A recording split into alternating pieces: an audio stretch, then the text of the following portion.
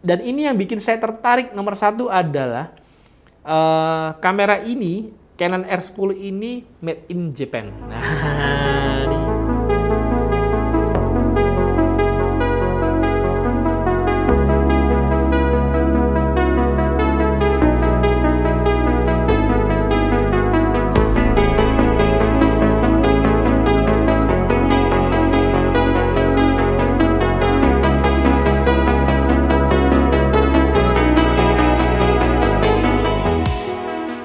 Pagi teman-teman, saya Fitri Akbar. Kali ini kita akan membahas salah satu line up produk terbaru dari Canon. Ini adalah Canon R10. Jadi Canon sekarang tidak hanya memberikan mount RF kepada full frame-nya, tapi juga kepada kamera APS-C-nya. Jadi ini adalah kamera APS-C-nya dari Canon. Kalau teman-teman biasa pakai Canon ya, ini rasanya kayak jadi penerusnya dari kamera M50 atau M10 ya, atau M100. Koreksi saya kalau memang saya salah, tapi memang saya ngerasa banget bahwa ini kayaknya menjadi penerusnya dari kamera APS-C-nya mirrorless Canon sekarang ini. Jadi kemarin sempat saya coba menggunakan kamera Canon R10 ini di alun-alun kota Surabaya, dan memang benar-benar saya merasakan luar biasa karena satu ya, low light-nya. Ini kebetulan saya diberikan kesempatan menggunakan Canon R10 dengan lensa kit ya.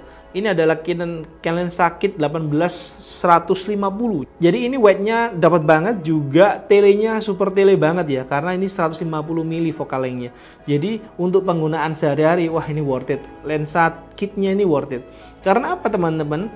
Ketika saya gunakan di alun-alun kota Surabaya kemarin, saya gunakan sekitar jam 4 sore atau jam 5 sore sampai maghrib.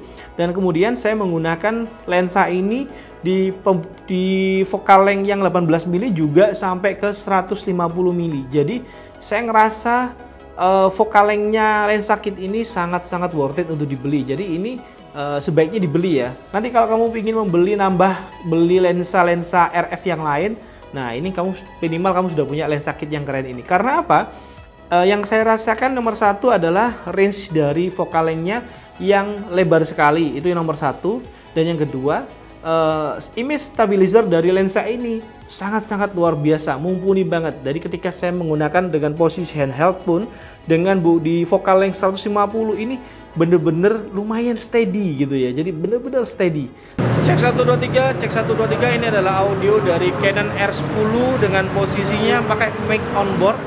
Jadi ini tanpa bantuan mikrofon sama sekali dari eksternal. Jadi ini adalah audionya dari Canon R10 dengan mic on board. Jadi sebagus apa kalau digunakan vlogging? Ya pastinya bagusan pakai mic tambahan ya teman-teman ya. Saya dulu user dari kamera Canon itu di tahun-tahun 2014, 2016, dan saya merasakan bahwa memang Canon tertinggal di jajaran kamera mirrorless-nya waktu itu. Nah sekarang Canon benar-benar ngerasa berusaha untuk mengejar ketertinggalannya dengan memberikan fitur-fitur yang keren ini. Jadi yang pertama, kamera Canon R10 ini dilengkapi dengan resolusi 24,2 megapiksel APS-C CMOS sensor.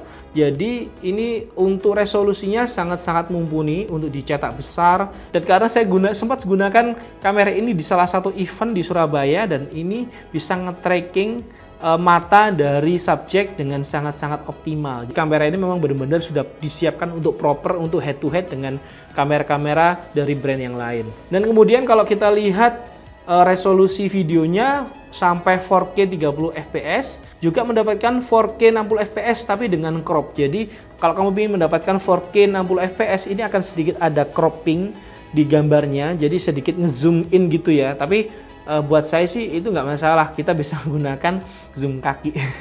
Jadi zoom kaki kita akan bekerja kalau memang kita menggunakan 4K 60 fps-nya. Tapi kalau menggunakan 4K 30 fps-nya juga kita nggak akan masalah. Karena kita sendiri seringnya sih 4K rata-rata 30 fps aja udah cukup sih kalau penggunaan sehari-hari. Kalau kamu teman-teman suka memotret dengan speed fps tinggi, nah, kamera Canon R10 ini dilengkapi dengan 23 fps e-shutter, jadi elektronika shutter. Jadi kamu bisa ngeburst pakai kamera ini.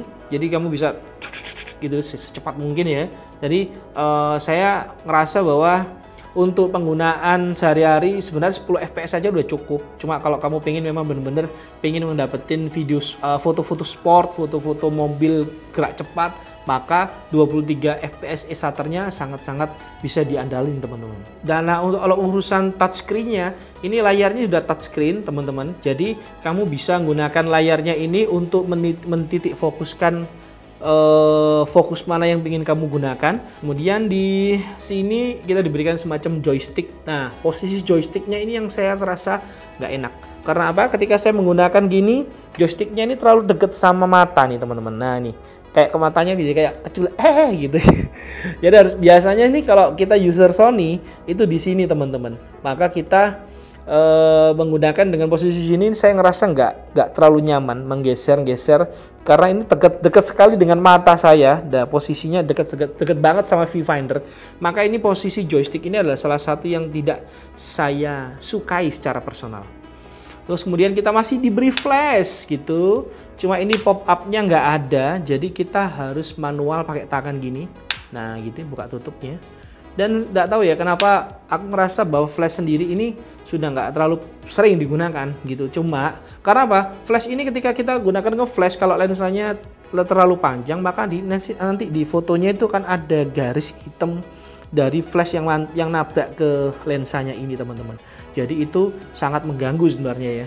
Kemudian di bagian sini ini ada, kita sudah diberi HDMI out. Ini kayaknya micro HDMI.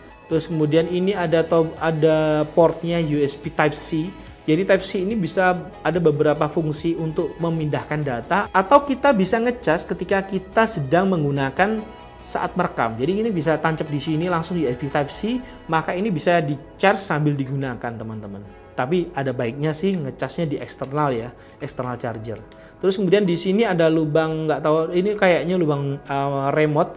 Nah yang bawah ini sudah diberikan port mic. Jadi port mic ini kita bisa mendapatkan audio lebih proper dengan menambahkan audio eksternal, entah itu shotgun mic atau wireless yang bisa kalian beli secara terpisah.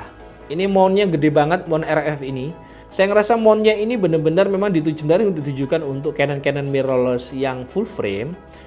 Cuma karena ini kita diberikan APS-C, maka body sama mountnya itu gede banget mountnya ini teman-teman. Nah, dengan perkiraan ya. Jadi ini kayaknya lensanya digedein terus mountingnya digedein. Sebenarnya ini juga memberikan benefit untuk teman-teman yang menggunakan ekosistemnya Canon. Jadi nggak usah khawatir lagi dengan mountingnya, karena mountingnya sudah benar-benar diperbarui. Jadi kameranya, enaknya lensanya Canon itu native-nya itu udah fokusnya bagus banget teman-teman. Jadi nggak usah khawatir kalau masalah AF-nya Canon, nggak usah khawatir. Beda lagi ya sama merek sebelah yang depannya N. Kalau kita lihat lagi, ini lensanya 18-150. Jadi ini panjang banget ya teman-teman ya. Jadi kalau kita lihat lensanya ini bayonetnya ini masih berupa plastik. Nah seperti ini. Maka ini juga dalam penggunaannya mungkin nggak bisa lama. Makanya di lensa itu selalu ada ada circle count-nya itu 10 tahun nih di sini. Jadi nanti saya videokan ini ya. Ada circle count-nya 10 tahun karena nanti biasanya setelah 10 tahun biasanya ada masalah-masalah tuh di lensanya.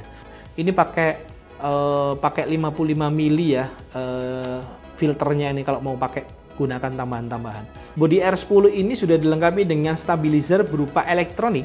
Jadi kita bisa gunakan kalau posisi kepepet harus handheld, kita bisa aktifkan electronic image stabilizernya dari menunya ini, kita bisa pencet-pencet. Dan kemudian kita juga diberikan slow motion ya teman-teman. Kalau kita enablekan high frame rate-nya movie-nya ini, kita bisa mendapatkan Full HD sampai 100 fps, bahkan 120 fps mungkin kalau ngelihat perubahan dari PAL atau NTSC-nya. Oke teman-teman, kamu bisa mendapatkan kamera ini di Sentra Digital. Jadi Sentra Digital ini adalah salah satu toko kamera yang terlengkap di Surabaya. Jadi kamu bisa melihat ada banyak varian brand di situ.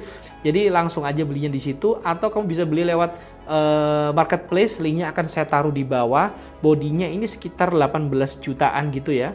Untuk body Canon R10 ini, lensanya ini mungkin sekitar 6 jutaan. Jadi kamu bisa mendapatkan kamera terbaru dari Canon dengan fitur-fitur yang sudah sangat canggih.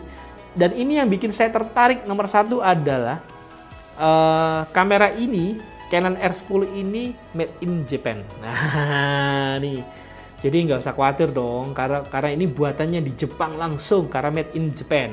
Jadi nggak bisa dibohongin nih kalau masalah made in Japan. Jadi saya ngerasa bahwa memang quality controlnya akan sangat bagus. Jadi kamera ini bisa menjadi investasi terbaik untuk kamu ketika kamu memasuki ekosistemnya Canon sekarang.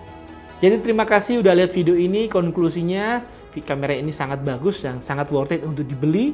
Sampai jumpa di video-video saya selanjutnya. Jangan lupa subscribe. Saya Fitri Akbar. Pagi teman-teman.